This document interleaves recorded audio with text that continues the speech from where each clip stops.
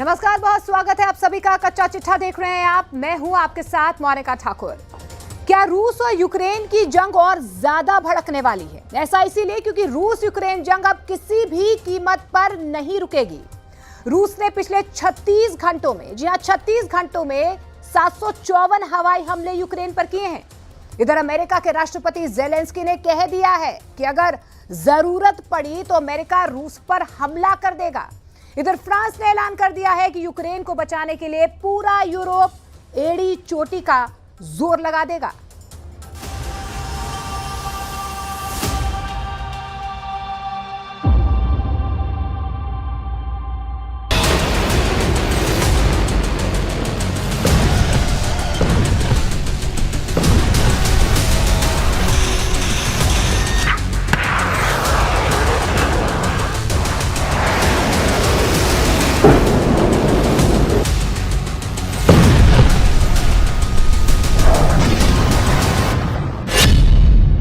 Ukraine का भस्म होना तय, पुतिन से लड़ने को तैयार अमेरिका फ्रांस।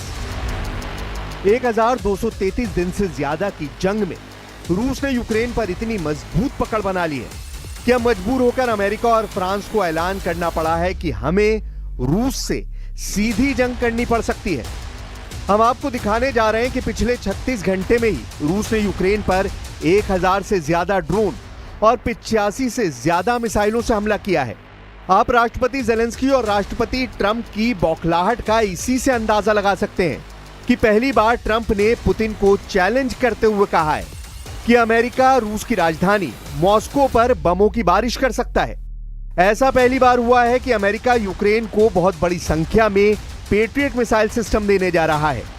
ऐसा पहली बार हो रहा है कि फ्रांस के राष्ट्रपति मैक्रोन ने भी ऐलान कर दिया है कि फ्रांस और पूरा यूरोप यूक्रेन को किसी भी कीमत पर जंग हारने नहीं देगा, किसी भी कीमत पर यूक्रेन पर रूस का कब्जा नहीं होने देगा। अमेरिका फ्रांस के इन बयानों के बाद से यूक्रेन पर रूस के हमलों में 10 गुना तेज वृद्धि दर्ज करने के दावे किए जा रहे हैं। हम आपको पिछले 36 घंटों के हमलों और उनका विश्लेषण और तेज होते युद्ध का वो सच दिखाने जा रहे हैं जो साबित करता है कि बहुत जल्द अब दुनिया तीसरे विश्व युद्ध की आग में जलने जा रही है। यूक्रेन पर होगा पूरा कब्जा, पुतिन के पास सिर्फ 90 दिन। जिस रफ्तार से इस वक्त रूसी सेना यूक्रेन के 5 प्रांतों यानी बड़े इलाकों पर अंधाधुंध हमले कर रही है, उससे साबित होता है कि रूस ने अपने स्पेशल मिलिट्री ऑपरेशन बेहद तेज कर दिया है। खासतौर से ट्रंप और पुतिन के बीच 60 मिनट फोन पर हुई लंबी बातचीत के बाद यूक्रेन पर हमलों में बेतहाशा तेजी देखी गई है। हैरानी की बात तो यह है कि जो राष्ट्रपति ट्रंप यूक्रेन को हथियार देने से मना कर रहे थे, वो अब न सिर्फ यूक्रेन को हथियार देने के लिए उतावले हो गए हैं, बल्कि जरूरत पड़ने पर रूस से सीधी जंग करने का संकेत भी दे दिया है। सबसे पहले आप ये जान लीजिए कि आखिर इस वक्त रूस के हमलों में ऐसा क्या है कि अब अमेरिका और फ्रांस जैसे देश रूस से सीधी जंग करने का ऐलान करने लगे हैं। इन्हीं धमकियों को देखने के बाद अब रूस की तरफ से यूक्रेन पर हमले 10 गुना बढ़ चुके हैं। जरा इन आंकड़ों को देखिए। रूस के 10 गुना हमले, जल गए यूक्रेन के 5 इलाके। पिछले 36 घंटों में रूसी हमलों ने यूक्रेन की राजधानी कीव में कोहराम मचा दिया है। यूक्रेनी राष्ट्रपति व्लादिमीर जेलेंस्की ने रूस पर 18 मिसाइलें और लगभग 400 हमलावर ड्रोन दागने का आरोप लगाया है। यह हमला ज्यादातर कीव और आसपास के इलाकों को निशाना बनाकर किया गया और लगभग 10 घंटों तक चलता रहा। जेलेंस्की ने एक्स पर लिखा, ये रूस द्वारा आतंक का स्पष्ट विस्तार है।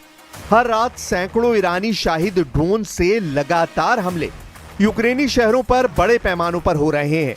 रूसी सेना ईरान निर्मित शाहिद ड्रोन का बड़े पैमाने पर इस्तेमाल कर रही है। इससे पहले जेलेंस्की ने दावा किया था कि रूस से जंग जब से शुरू हुई है तब से अब तक 28,743 से ज्यादा ईरान के शाहिद 136 ड्रोन से हमले कर चुका है। पिछले 18 घंटों में ही कीव में रूसी हमलों में 2 से ज्यादा लोगों की मौत हो चुकी है और 16 से ज्यादा घायल हैं।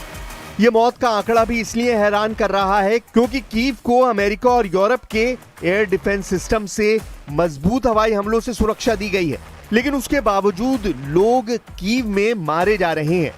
यह हमला रूस द्वारा युद्ध के अपने सबसे बड़े हवाई हमले के एक दिन बाद हुआ, जिसमें 728 ड्रोन और 13 मिसाइलें शामिल थीं। अमेरिकी राष्ट्रपति डोनाल्ड ट्रंप ने यूक्रेन के लिए और अधिक रक्षात्मक हथियारों को भी मंजूरी दी है और रूसी राष्ट्रपति व्लादिमीर पुतिन द्वारा मॉस्को के आक्रमण को तेज करने पर निराशा व्यक्त की है। इधर जेलेंस्की ने नए रूसी हमलों पर कहा है कि इसके लिए जरूरी है कि हम तेजी से काम करें। रूस पर सख्त प्रतिबंधों को तेजी से लागू किया जाना चाहिए। हम आपको बता दें 10 जुलाई को ही रूसी हमले में यूक्रेन के चेर्निहिव, सूमे, पोल्टावा, क्रोवोग्राद और खार्किव क्षेत्र में भारी तबाही हुई है।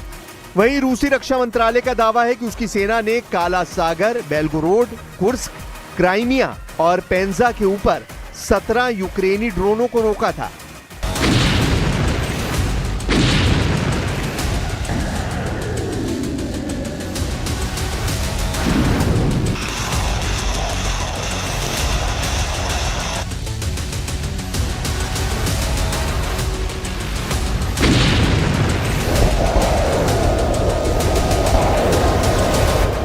रूस पिछले 10 दिनों से यूक्रेन पर बेहद तेज रफ्तार हमले कर रहा है।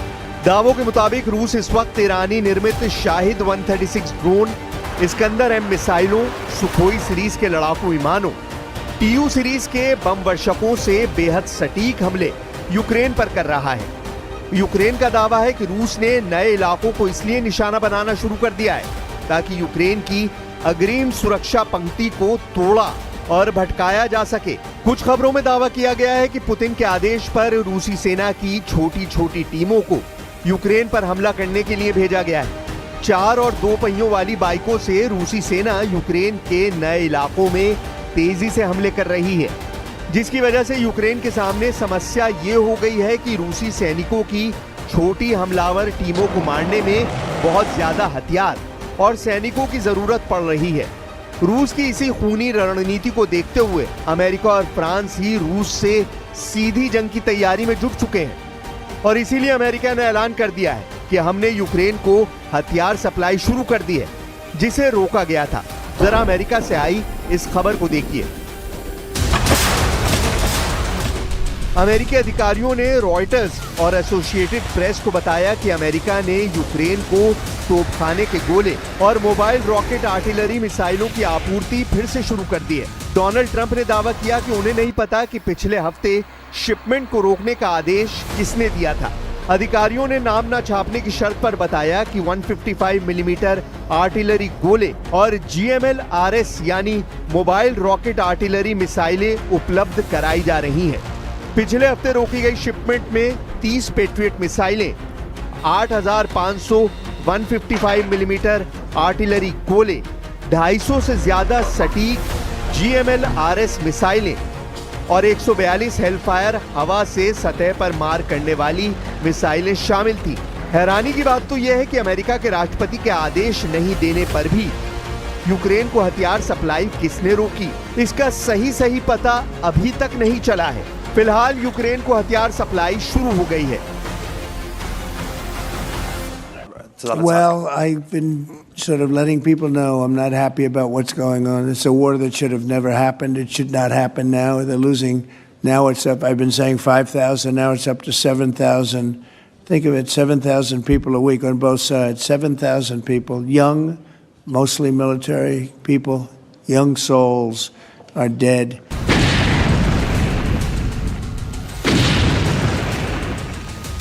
चौबीस फरवरी 2022 से अब तक रूस यूक्रेन के 1,61,000 वर्ग किलोमीटर इलाके पर कब्जा कर चुका है। ये यूक्रेन की कुल जमीन का लगभग 27% है। लेकिन उसके बावजूद जिस तरह से पुतिन ने ऐलान किया है कि यूक्रेन की जमीन पर जहां जहां रूसी सेना के कदम पड़ते जाएंगे वो जमीन रूस की होती जाएगी। इस ऐलान ने यूक्रेन के साथ साथ अमेरिका समेत नेटो के 32 देशों के होश उड़ा दिए हैं। 3.5 साल से ज्यादा की जंग में अभी तक यूक्रेन नेटो के साथ मिलकर रूस को अपने देश से खदेड़ नहीं पाया। इधर पुतिन ने जब से ऐलान किया है कि उनकी और रेशनिक हाइपरसोनिक मिसाइल का उत्पादन 3 गुना से ज्यादा बढ़ा दिया गया है, जो किसी परमाणु हथियार से कम नहीं है। इस खबर ने नेटो पर भारी दबाव डालना शुरू कर दिया है। इसीलिए नेटो ने सोचा कि कहीं ज्यादा देर ना हो जाए उससे पहले रूस से मुकाबला करने के लिए बम बारूद का पूरा इंतजाम कर लो। हम आपको बता दें, इसी को लेकर राष्ट्रपति ट्रंप ने नेटो के हेडक्वार्टर हेग में ऐसा वॉर प्लान तैयार किया है जो बेहद खतरनाक होने जा रहा है।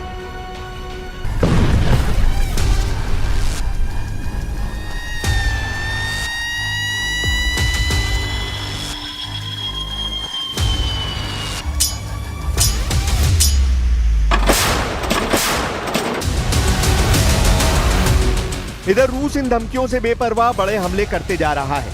रूस के साथ साथ चीन भी रूस के साथ जंग में उतरने की तैयारी कर चुका है। चीन के विदेश मंत्री वांग यी ने यूरोपियन यूनियन में फॉरेन विंग की चीफ काया कैलिस से दो टूक कहा कि चीन किसी भी कीमत पर रूस को हारता हुआ नहीं देख सकता है। रूस के हारने का मतलब होगा कि अमेरिका का अगला टारगेट चीन होगा। इसीलिए चीन रूस का जंग में आखिरी दम तक साथ देगा और रूस को हारने नहीं देगा। इधर पुतिन ने सेना से साफ कहा है कि वो जल्द से जल्द उन 4 इलाकों पर पूरी तरह से कब्जा कर ले जो रूस का मेन टारगेट है। मॉस्को ने इस बात पर जोर दिया है कि युद्ध के समाधान की दिशा में प्रगति इस बात पर निर्भर करती है कि यूक्रेन 4 यूक्रेनी क्षेत्रों पर मॉस्को के नियंत्रण को मान्यता दे। रूस चाहता है कि लुहांस्क, डोनेस्क, ज़ैपोरिज़िया और खेरसोन पर कब्जा माना जाए। रूसी सेना यूक्रेन के लगभग 5वें हिस्से पर कंट्रोल कर चुकी है। रूस अभी यूक्रेन के लगभग 27% हिस्से पर कब्जा किए हुए हैं, जिसमें क्राइमिया, लुहांस्क क्षेत्र का 99% से अधिक, डोनेस्क, ज़ैपोरिज़िया और खेरसन क्षेत्रों का 70% से अधिक तथा खार्किव, सुमी और दिप्रोपेट्रोव्स्क के क्षेत्रों के कुछ हिस्से शामिल हैं। पुतिन ने हाल ही में यूक्रेन की सीमा से लगे सुमे क्षेत्र में एक बफर जोन बनाने की बात कही थी। इसका मकसद रूस के बॉर्डर इलाके जैसे कुर्स्क, ब्रायंस्क और बेलगोरेद को यूक्रेनी ड्रोन और तोपखाने के हमले से बचाना है। रूसी सेना ने सुमे के 4 गांवों नोवेंक, बासिवका, वेस्लिवका और जुरावका पर कब्जा कर लिया है, जो अब ग्रे जोन में। रूस का दावा है कि सुमे शहर यानी सीमा से 25 किलोमीटर दूर को बफर जोन में शामिल करने से यूक्रेन की हमले की क्षमता कम होगी, लेकिन रूस अभी भी पूरी तरह से चारों क्षेत्रों पर कब्जा नहीं कर पाया है।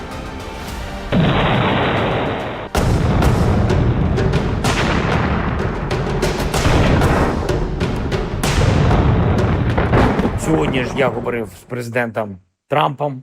Важлива розмова.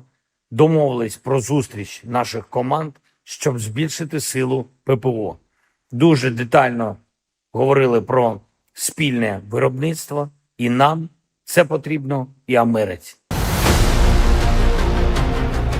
अगर अभी भी नेटो और अमेरिका सीधे जंग में नहीं उतरे तो फिर रूस पूरे यूक्रेन पर कब्जा कर सकता है। नेटो देश जर्मनी, ब्रिटेन और फ्रांस ने खासतौर से राष्ट्रपति ट्रंप पर दबाव बनाना शुरू कर दिया है कि अगर रूस के खिलाफ मोर्चा नहीं खोला गया तो फिर रूस का अगला निशाना नेटो देश और यूरोप होगा। जर्मनी के चांसलर फ्रेडरिक मर्ज ने खासतौर से चेतावनी दी है कि रूस सिर्फ यूक्रेन तक रुकने वाला नहीं है। यूक्रेनी मीडिया के मुताबिक राष्ट्रपति पुतिन यूक्रेन के डोनेस्क, खेरसोन, ज़ैपोरिज़िया और लुहांस्क प्रांत पर पूरा कब्जा चाहते हैं, लेकिन जिस तरह के हमले रूस इस वक्त पूर्वी यूक्रेन पर कर रहा है, उससे साफ है कि पुतिन यूक्रेन के 4 प्रांत नहीं बल्कि पूरे पूर्वी यूक्रेन पर कब्जा करना चाहते हैं। यूक्रेन से और भी दर्दनाक और डरावनी खबरें रूसी हमलों से जुड़ी आ रही हैं कि यूक्रेनी वायुसेना ने कहा कि रूस ने रात भर की बमबारी में 206 ड्रोन और 9 मिसाइलें दागी। मेयर इगोर तेरेखोव ने कहा कि यूक्रेन का दूसरा सबसे बड़ा शहर खार्किव पूर्ण युद्ध की शुरुआत के बाद से सबसे शक्तिशाली हमले की चपेट में आया। युद्ध से पहले ये पूर्वोत्तर शहर 14 लाख लोगों का घर था और रूस की सीमा से लगभग 30 किलोमीटर दूर स्थित है। कुल मिलाकर इस वक्त रूस और यूक्रेन के पास समय बहुत कम है। जहां यूक्रेन को रूसी कब्जे से बचना है तो वहीं रूस को नेटो और यूरोप के हमले करने से पहले यूक्रेन के 4 इलाकों पर पूरी तरह से कब्जा करना जरूरी है। कुल मिलाकर लगभग 4 साल से चल रही रूस यूक्रेन जंग विनाश के मुहाने पर पहुंच चुकी है। ऐसा क्या हो गया कि डोनाल्ड ट्रंप पर कोई डबल अटैक करने जा रहा है, कोई डबल टारगेट उन्हें बना रहा है? क्या अमेरिका के राष्ट्रपति डोनाल्ड ट्रंप की जान को खतरा है? ईरान के सबसे ताकतवर लोगों में शामिल मोहम्मद जावाद लारिजानी ने खुलेआम एक धमकी दे दी है। ट्रंप अब मारे-लागो में धूप भी सेक नहीं सकते हैं क्योंकि एक छोटा सा ड्रोन उन्हें अपना निशाना बना सकता है। इस धमकी के बाद अमेरिका में खलबली मच गई है। क्या सच में ट्रंप की जान पर ईरानी ड्रोन का साया है? क्या वॉशिंगटन पहुंच चुका है ईरान का किलर ड्रोन? इस रिपोर्ट में आपको दिखाते हैं ट्रंप पर मंडराती हुई दहशत के साए की पूरी कहानी।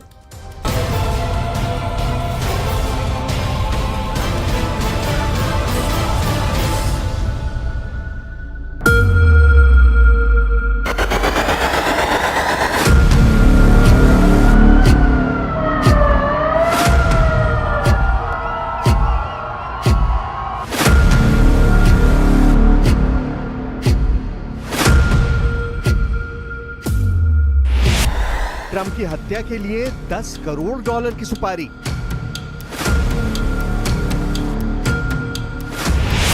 ईरान के अधिकारी की ट्रंप को सीधी warning. Human rights and the council is in a very important historical juncture right now. Donald Trump को ड्रोन से निशाना बनाने की धमकी।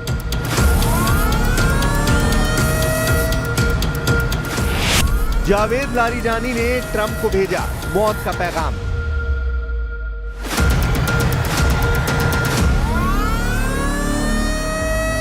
अमेरिका में इस वक्त हड़कंप मचा है।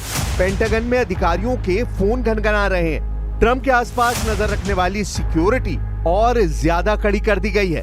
उनकी आवाजाही पर नजरें और तेज कर दी गई हैं। लेकिन अचानक ये सब कुछ अमेरिका में क्यों हो रहा है? अगर आप इसे समझना चाहते हैं तो ईरान के सुप्रीम लीडर अयातुल्ला खामनेई के करीबी और पूर्व डिप्लोमेट मोहम्मद जावाद लारिजानी का ये बयान सुन लीजिए, जिसमें उन्होंने ईरानी स्टेट टीवी पर दुनिया में हड़कंप मचाने वाला बयान दिया है। این ریزپرنده ها تکنولوژی است که اونا فقط دارن.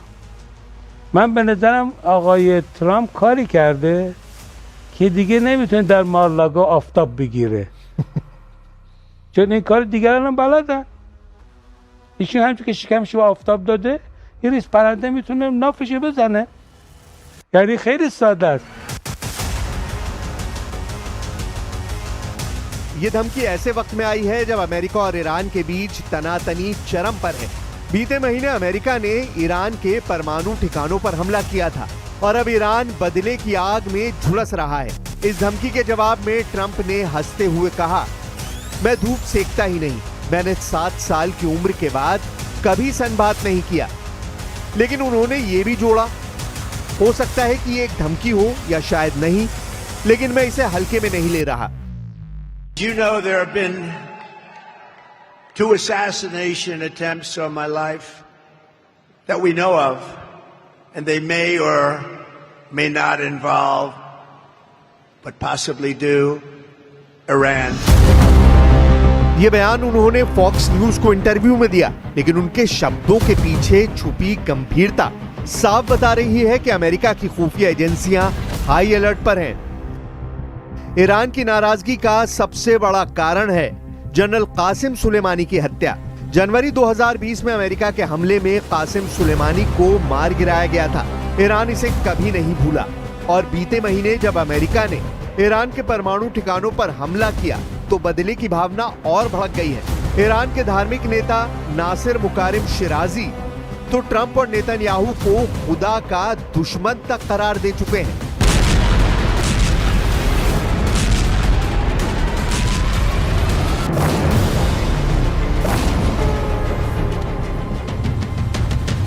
तो क्या सच में ट्रंप को एक छोटे ड्रोन से मारने की साजिश बन रही है? दरअसल ईरान ने पिछले कुछ सालों में ड्रोन टेक्नोलॉजी में जबरदस्त तरक्की की है। पश्चिम एशिया में जंग के तमाम मोर्चों पर ईरानी ड्रोन्स ने बड़े पैमाने पर तबाही की है। ईरान का ड्रोन प्रोग्राम दुनिया के सबसे तेजी से बढ़ते हथियार कार्यक्रमों में से एक बन चुका है।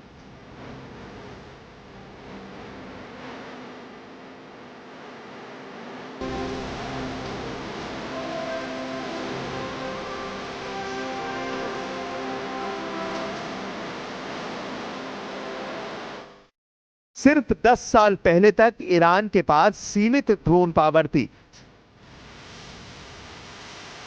लेकिन आज उनके पास ऐसे ड्रोन हैं जो कम ऊंचाई पर उड़ सकते हैं, रडार से बच सकते हैं, और ऐसे भी ड्रोन हैं जिन पर जीपीएस जैमिंग का कोई असर नहीं होता। शाहिद 136, अबाबील और मुहाजिर 6 जैसे ड्रोन अब पश्चिम एशिया की जंग में ईरान की पहली पसंद है। लेकिन सबसे डरावना पहलू यह है कि ईरान अब छोटे विस्फोटक से लैस कामिकाज़े ड्रोन्स पर काम कर रहा है, जिन्हें आसानी से कहीं भी तस्करी के जरिए पहुंचाया जा सकता है।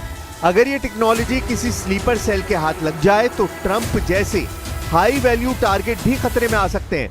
यही वजह है कि अमेरिकी एजेंसियां अब केवल मिसाइल या बम की नहीं, बल्कि डिजिटल अटैक और मिनिएचर ड्रोन जैसे नए खतरों को भी अपनी निगरानी में ले रही हैं, क्योंकि एक छोटे लीथल ड्रोन का वॉशिंगटन पहुंचना और ट्रंप को टारगेट करना नामुमकिन नहीं है, खासकर तब जब ईरान समर्थित स्लीपर सेल की अमेरिका में मौजूदगी के इनपुट मिल चुके हैं। खुद ईरान के सुप्रीम कमांडर कई बार ट्रंप को मौत का पैगाम भेज चुके हैं।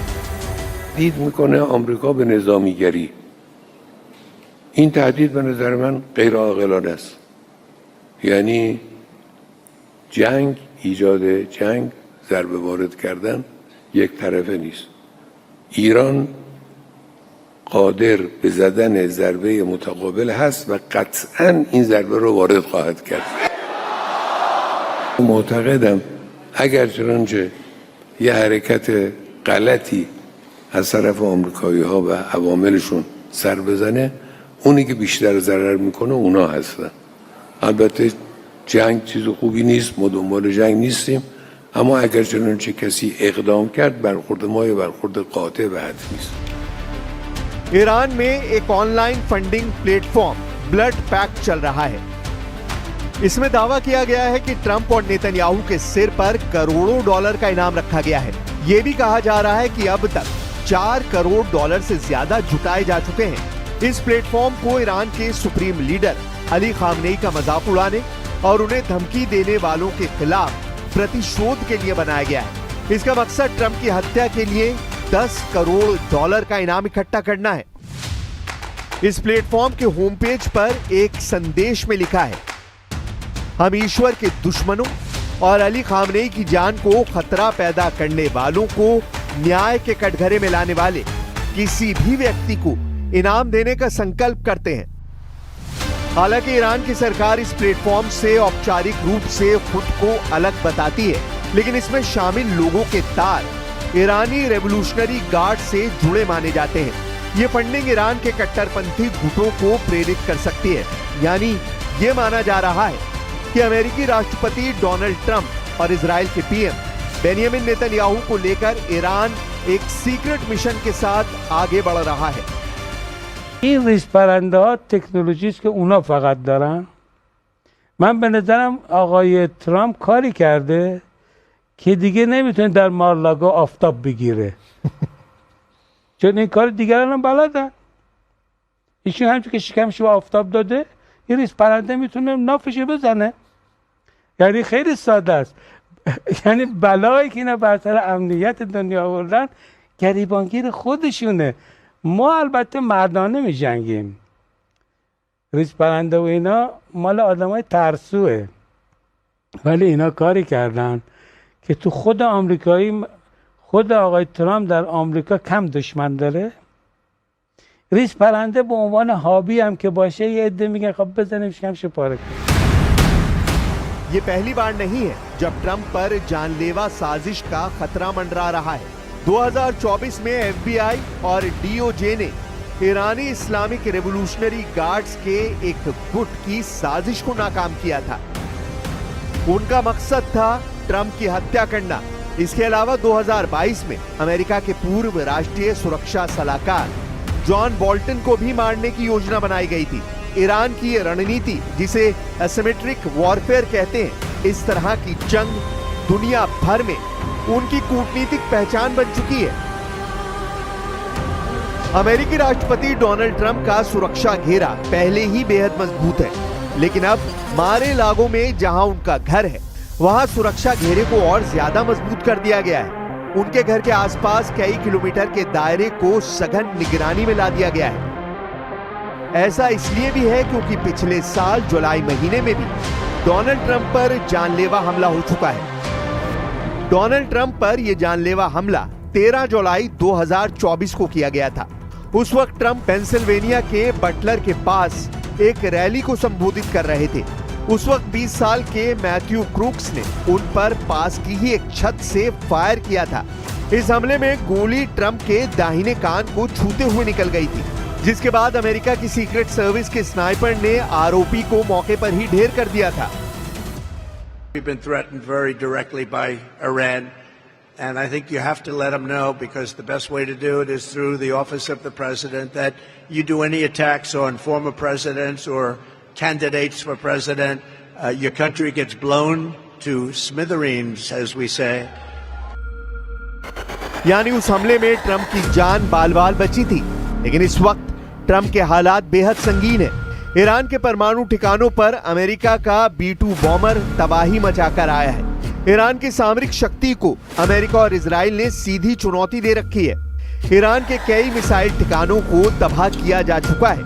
यही नहीं, खामनेई के कई करीबी और ईरान के कई परमाणु वैज्ञानिक मौत की नींद सो चुके हैं। यही वजह है कि ईरान अमेरिका से भयानक बदला लेने की फिराक में बैठा है। इजराइल और अमेरिका की लाख कोशिशों के बाद भी ईरान दबने के मूड में नहीं है, और ईरान का यही रूप खामनेई के इस टीवी इंटरव्यू में साफ दिखाई दे रहा है, जिसमें वो ट्रंप को उनके घर में घुसकर मारने की धमकी दे रहे हैं।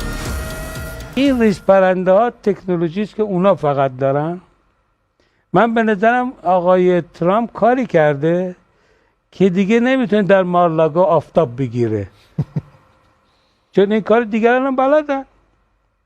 ایشون همچون که شکمش به آفتاب داده، این ریز پرنده میتونه نافشو بزنه. یعنی خیلی ساده است. तो क्या इस बार ट्रंप के लिए हालात बदले हुए हैं? क्या ट्रंप की जान पर वाकई बड़ा खतरा है? एक्सपर्ट मानते हैं कि ट्रंप अमेरिका में सबसे ज्यादा सुरक्षा पाने वाले व्यक्तियों में शामिल हैं। उनकी हर एक्टिविटी पर सीक्रेट सर्विस की कड़ी नजर रहती है, लेकिन ड्रोन जैसा लो कॉस्ट और लो डिटेक्शन हथियार सुरक्षा घेरे की सबसे बड़ी कमजोरी बन सकता है। यही वजह है कि अमेरिकी खुफिया एजेंसियां अब वॉशिंगटन डीसी और फ्लोरिडा में हाइपर सेंसिटिव अलर्ट पर हैं। किसी भी अनजान ड्रोन की मौजूदगी को खतरे के तौर पर देखा जा रहा है। ये धमकी इसलिए भी बड़ी है क्योंकि ट्रंप को मारने के लिए $10 करोड़ की फंडिंग का इंतजाम किया जा रहा है। यानी ईरान के लिए जो इस मकसद को अंजाम तक पहुंचाएगा, उसको बहुत बड़ा इनाम दिया जाएगा, और इस इनाम को हासिल करने वालों में भी होड़ मची है। मसलन ट्रंप की सुपारी लेने वालों में हिजबुल्लाह, हूती, हमास और ईरान समर्थित दूसरे मिलिशिया गुट हो सकते हैं।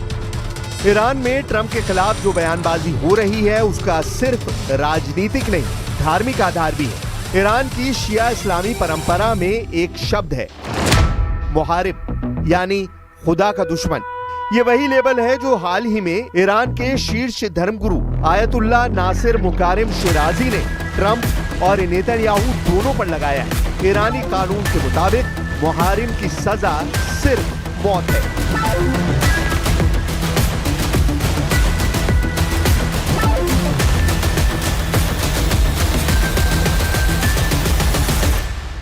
ईरान इस बात को धार्मिक युद्ध यानी जिहाद के रूप में प्रचारित कर रहा है। इससे सिर्फ आतंकवादी ही नहीं, बल्कि ईरान समर्थित मिलिशिया और स्लीपर सेल्स भी सक्रिय हो सकते हैं।